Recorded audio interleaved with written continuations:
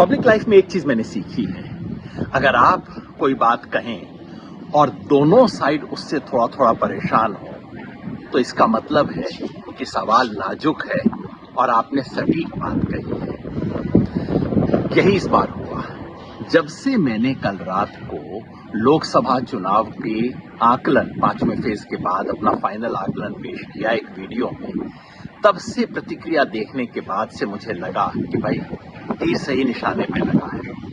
BJP वाले troll तो हमेशा ही गाली गलौज करते हैं, उन्होंने इस बार भी गाली गलौज की, बात को ऐसा तोड़ मरोड़ के पेश किया। कुछ इंडिया गठबंधन के लोग भी इस प्रोपेगेंडा से विचलित हो गए, अरे क्या बात कह रहे हैं आप, आपने क्या कह दिया। मुझे सब सुन के गुस्सा भी आया, हंसी भी आई, लेकिन एक गहरा संतोष भी हुआ। गुस्सा इस बात का कि मीडिया कैसे पेश कर रहा है। मैं कह रहा हूं कि बीजेपी को कम से कम 2019 से 50 सीट का नुकसान होगा, 250 से कम आ सकती है। बीजेपी को मेजॉरिटी मिलने का सवाल नहीं होता है और ये संभव है कि एनडीए को भी मेजॉरिटी ना आए। और मीडिया क्या रिपोर्ट कर रहा है, योगेंद्र यादव ने बीजेपी की जीत की भविष्यवाणी की। अरे मीडिया चलाते हो कि चुटकुले की दुकान चलाते हो।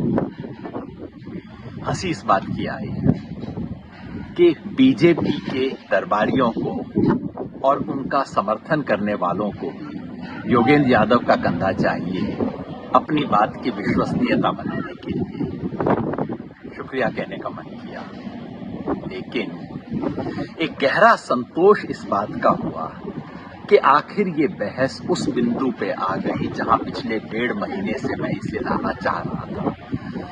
1.5 महीने से मैं कह रहा हूं कि भाई ये 400 पार की बात टोटल फिजूल है, बकवास है, 400 बीसी है, झूठा प्रोपेगेंडा है, इस पे बात करने की जरूरत नहीं है।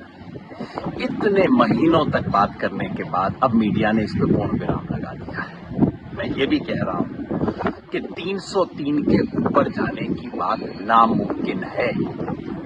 लगता है 303 के ऊपर की बात करने वालों ने भी अब वो बात छोड़ दी है।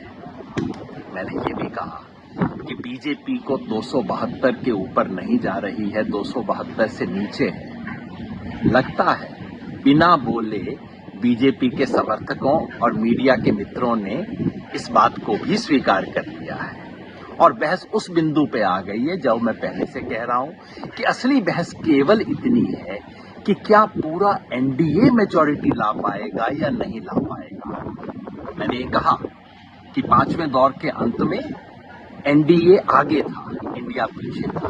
मैंने ये भी कहा कि ये संभव है अगर ये स्थिति और चलती रही, जो खबर हरियाणा से, दिल्ली से, पूर्वी उत्तर प्रदेश और पश्चिमी बिहार से मिल रही है, अगर वो चलती रही तो ये भी संभव है कि इंडिया ऊपर हो जाए और एनडीए नीचे हो जाए।